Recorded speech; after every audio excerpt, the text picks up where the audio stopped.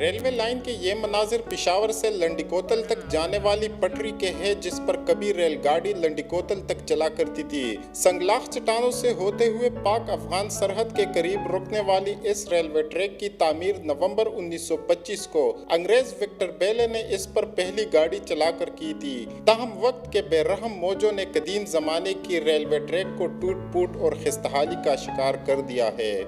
سارے جو انگریزوں نے جتنے مشقت کیا تھا بہت زیادہ، یہ دیکھو یہ پہاڑ اس میں سرنگیں بنائے ہوئے ہیں، یہ ریلوے ٹریک سارے برصغیر میں اس نے بچے ہوئے، لیکن اس نے وہ جو سارے کام اس نے بہت مشکلات میں کیا تھا۔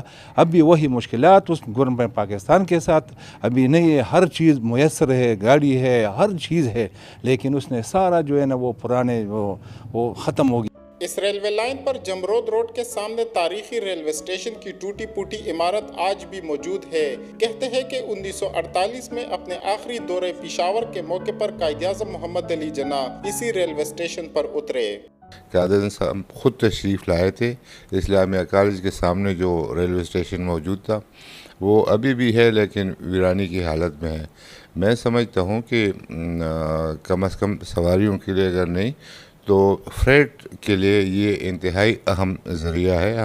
اس ریلوے اسٹیشن کے اندر انگریزوں کے زیر استعمال قدیمی سامان آج بھی موجود ہے۔ تاریخی ورثے کی بحالی کے دعوے دار حکومت کی لاپرواہی اور رہی سہی دہشت گردی کی وبا کی وجہ سے سیاحوں کو لے کر جانے والی سفاری ٹرین بھی بند ہو گئی۔